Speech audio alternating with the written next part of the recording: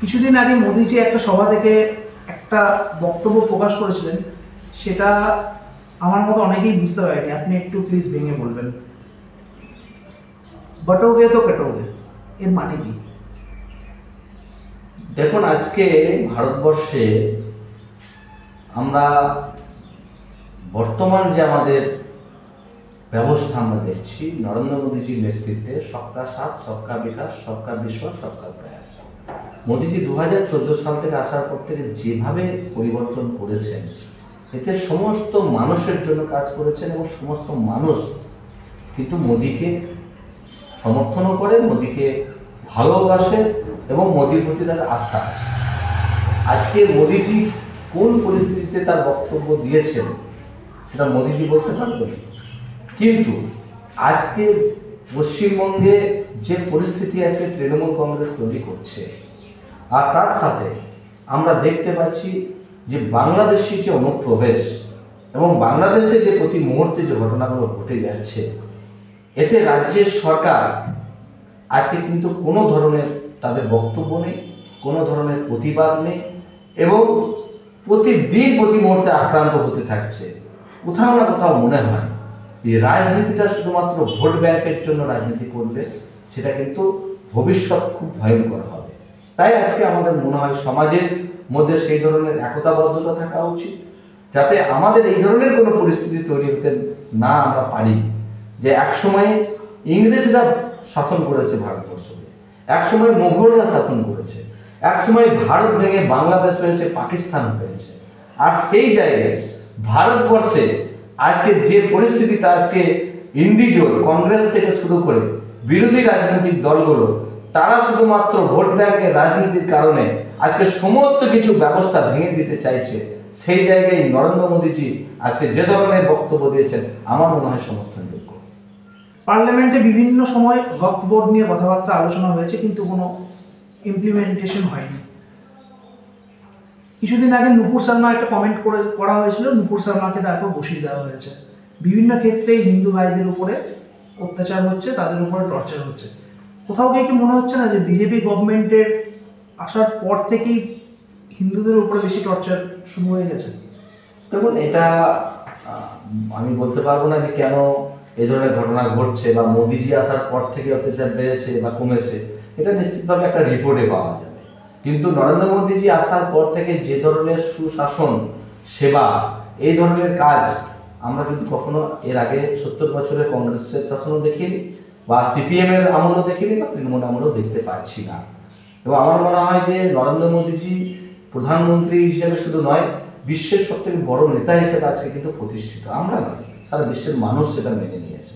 তাই আজকে এই পশ্চিমবঙ্গের রাজনীতি থেকে যদি আমরা দেখি, সেক্ষেত্রে পশ্চিমবঙ্গের বহু মানুষ আজকে আশা করেছিল যে মমতা ব্যানার্জি সরকার আজকে বাংলায় পরিবর্তন করেছে, কিন্তু পরিবর্তনটা কাদের হয়েছে? পরিবর্তন হয়েছে তৃণমূল কংগ্রেসের। পরিবর্তন হয়েছে যেখানে সিন্ডিকেট ছিল না, সেখানে সিন্ডিকেট তৈরি হয়েছে। যেখানে অরাজক পরিস্থিতি ছিল না, সে অরাজক পরিস্থিতি তৈরি হয়েছে। আজকে সন্ত্রাসের আতুরঘর তৈরি হয়েছে। এই পশ্চিমবঙ্গ করিডোর হয়েছে, সমস্ত কিছু দেশ বিরোধী, সন্ত্রাস, সমস্ত কিছুর আজকে আখড়া তৈরি হয়েছে পশ্চিমবঙ্গের মাটি।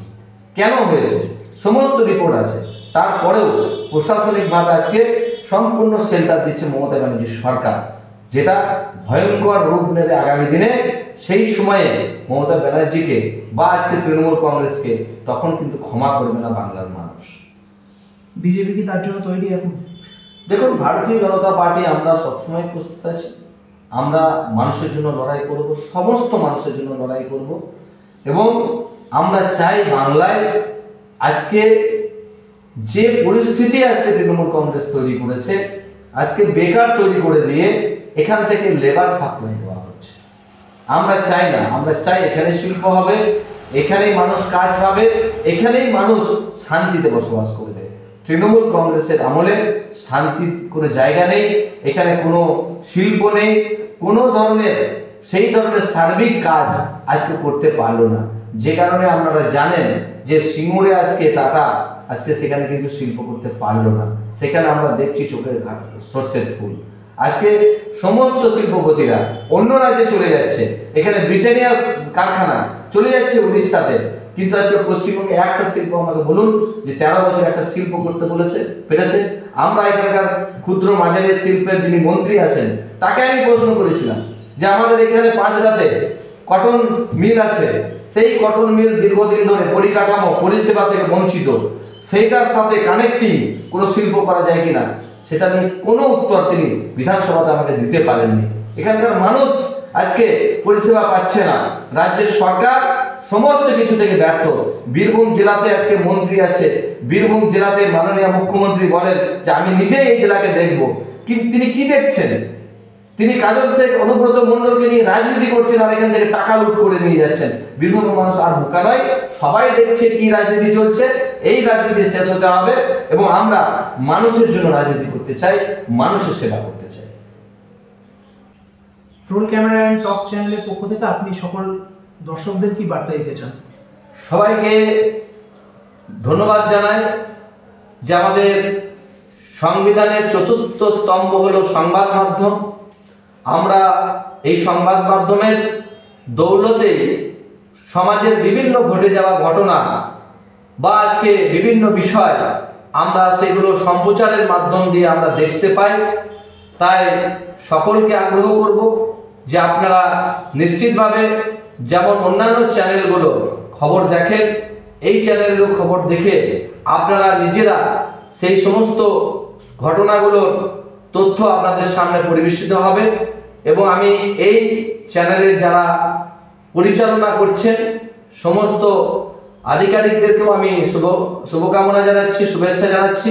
এবং এই চ্যানেলের গ্রাহক বা আমাদের যারা দেখেন ফলোয়ার, তারাও যাতে অনেক বেশি এই চ্যানেলের প্রতি তাদের আস্থা হয় এবং সম্পূর্ণভাবে আজকে সংবিধানের চতুর্থ স্তম্ভ হিসাবে সত্য ঘটনাকে, সত্য বিষয়কে কোনো রকম রাজনৈতিক প্ররোচনাতে যাতে চাপা না পড়ে যায়, সমস্ত সময় যাতে সত্য ঘটনাকে সামনে তুলে ধরে মানুষকে সত্য ঘটনা পরিবেশন করবেন, এই আশা আপনাদের চ্যানেল থেকে করব।